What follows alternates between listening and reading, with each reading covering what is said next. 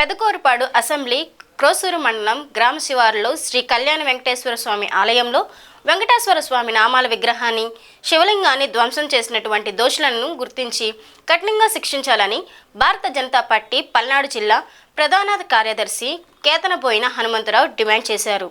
సమాజంలో ఉన్నటువంటి సామరస్యపూరితమైన వంటి వాతావరణాన్ని చెడగొట్టడానికి కొందరు వ్యక్తులు ఉద్దేశపూర్వకంగా ఇలాంటి సంఘటనలను ప్రోత్సహిస్తున్నారన్నారు.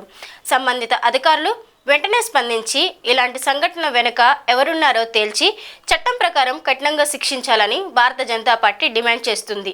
ఈ కార్యక్రమంలో భారత జనతా పార్టీ సీనియర్ నాయకులు Kattamuri Umamaheswararao, Piduguralla municipality standing council member Udata Koteswararao, Aleti Prasad, Srinivas Naik, Ayub Khan, ఎం శ్రీనివాస్ తదితరులు పాల్గొన్నారు. అందరికీ నమస్కారం. పెదకూరుపాడు నియోజకవర్గం క్రోసూరు మండలంలో క్రోసూరు గ్రామంలో శ్రీ కళ్యాణ వెంకటేశ్వర స్వామి యొక్క ఆలయంలో శివలింగాన్ని ధ్వంసం చేసినటువంటి మరియు వెంకటేశ్వర స్వామి యొక్క నామాల విగ్రహాన్ని కూలగొట్టి దేవాలయంలో ఉన్నటువంటి తోరణాలను, దేవాలయంలో ఉన్నటువంటి ఇతర వస్తువులను నిప్పు పెట్టి కాల్చివేసినటువంటి దుర్మార్గులను త్వరగా అరెస్ట్ చేసి చట్టరీత్యా వారిపై చర్యలు తీసుకోవలసినదిగా భారతీయ జనతా పార్టీ పల్నాడు జిల్లా శాఖ తరఫున డిమాండ్ చేస్తున్నాం.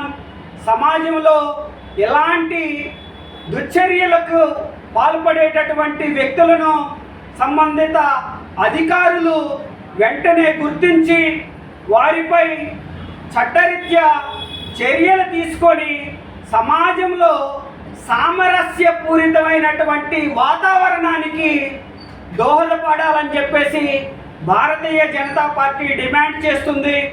ఎందుకోసమయ్యా అంటే గతంలో అంతర్వేదిలో జరిగిన, గతంలో ఒంటిమిట్టలో రాములవారి విగ్రహానికి జరిగినటువంటి దుశ్చర్యలకు సంబంధించినటువంటి వ్యక్తులను, పిచ్చోళ్లను లేకపోతే తిక్కలోళ్లను చెప్పేసి వదిలేయటం కాదు.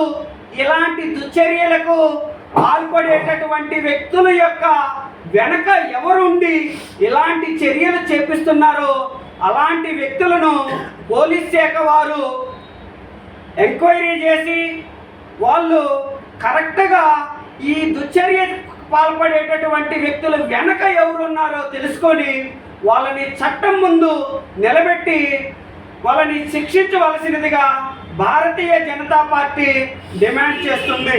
Thank you.